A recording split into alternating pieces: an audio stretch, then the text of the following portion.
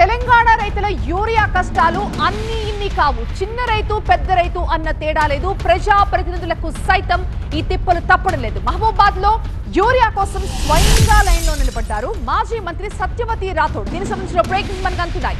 మహబూబాద్ జిల్లాలో యూరియా కోసం queue line లో నుంచున్నారు మాజీ మంత్రి సత్యవతి రాథోడ్.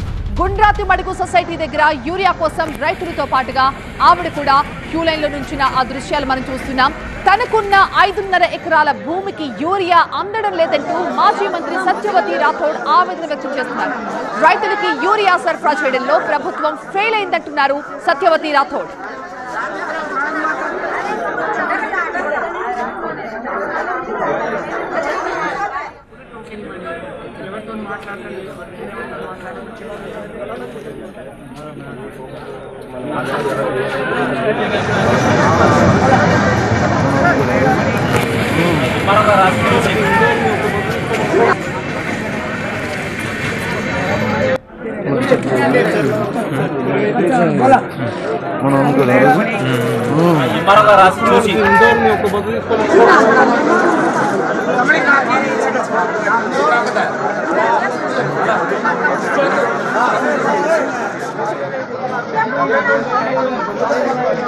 కేంద్ర రాష్ట్ర ప్రభుత్వాలు రైతుల గోస పుచ్చుకుంటున్నాయంటూ ఆరోపించారు మాజీ మంత్రి సత్యవతి రాథోడ్.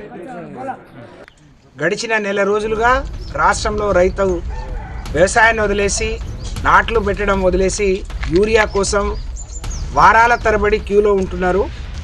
10 ఎకరాలున్నా 5 ఎకరాలున్నా ఒక్క బస్తా మాత్రమే ఇస్తున్నారు. ఇది చాలా దుర్మార్గం. ఈ ప్రభుత్వం మీద యూరియా రైతుల కష్టాలు చూస్తే ఈ ప్రభుత్వం మీద మరి దున్నపోతు మీద వానబడ్డట్టు ఉంది తప్ప ఈ రాష్ట్ర ప్రభుత్వానికి రేవంత్ రెడ్డి గారికి చీమ కుట్టినట్టు లేదు.